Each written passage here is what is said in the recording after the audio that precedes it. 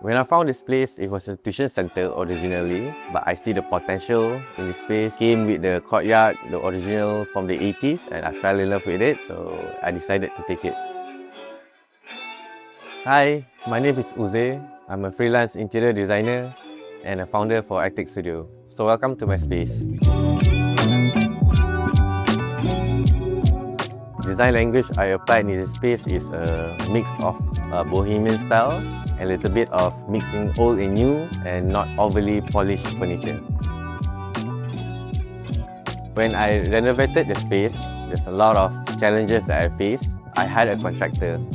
He disappeared after a day, so I decided to take the hammer and knock the wall myself. And lucky for me, my friends came and helped a little bit here and there. After knocking down all the walls, 6 walls in total actually, we came with a lot of bricks, really a lot. Like the space was filled up with bricks. And being on top of the second floor, the challenge was to bring down all the bricks. So what I did, I installed a sliding system, and then I hired a mama people because I renovated during COVID-19. All these mama nearby my place, they didn't have a job. I took 8 of them to help me out to bring down the bricks. It took us about 3 days just to get rid of the rocks. When I took the space, the ceiling was a asbestos 2x4 panel. Right now it's an illegal material, so I get rid of it and I did not do any ceiling, so I leave it bare. Although it looked nice, it came with a price, with heat issue, and sometimes when it's raining, you can feel a bit of mist dropping on it. So after 4 years, I decided to change it, put a plaster ceiling, but I did it in a very different way. So instead of putting the plaster ceiling below the wood slab, I installed it on the top. So it was a bit a challenge of doing it. It had more charms to it and a character to the space. The total renovation cost was about 50 to 60,000. Quite okay, because I'm an ID myself and it saves a lot of money. The moment you come into the studio, the first thing you will see is the lounge area. So you will see my green sofa right here.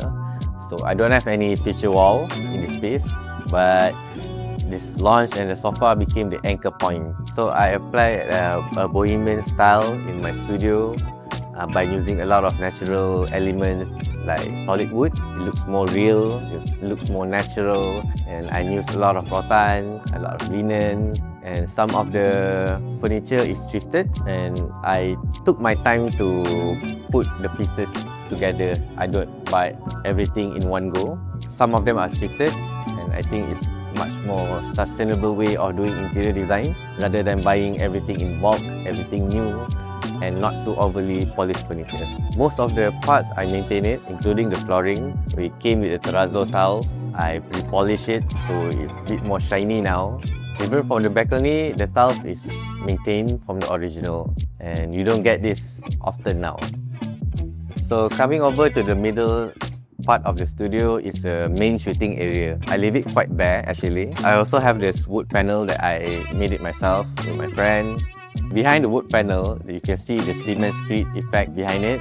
So actually, I tak ada pun. It was just normal plain white wall. But I have a client, dia nak buat macam industrial punya shoot. They bear the cost and the construction. Even after the shoot, they wanted to repaint it back. So I told them, hey, actually, it's quite nice you did this. So I'm macam suka. So I said, leave it lah. It add charms to the space and jimat my duit. So coming to the deeper part, you can see the dining table. Story about the dining table is I built it myself. So I bought a few wood panel, I joined it all together. And it's a solid nyatu wood. But I did only the top part. So the bottom and the leg part is actually from IKEA. The dining chair was from the Arabic shop in Sunway Pyramid. So during COVID-19, they had to remove some of the chairs. Cost me about 110 per piece. So originally, if you try to get this chair, it's about 380 at most. And some of it now is plastic or even metal. It's not wood. So coming to the courtyard is actually my favorite part of the space. If you try to find a space in Taman Tun, mostly the top floor, they remove the courtyard. So they try to maximize the space. Tapi to I mean, you don't get this often now. Most of it is original, except the flower bed, and I did some flooring epoxy on it. That's where I do my berkebun sikit lah. Another interesting part in the studio is actually you can see the exposed beam and pillars. So originally tak ada, it was just a normal plaster. Having a very tight budget, I removed the plaster to get that raw concrete. So you know, when you have tight budget, that's when the creativity comes and you know, make the best with what I have. Coming to the kitchen part, I actually maintain most of it except the countertop. So it's something very simple and straightforward and functional. I use a lot of loose cabinet from IKEA. I maintain the flooring and even for the ceiling actually. When the time comes, when I have more budget, I will definitely change it.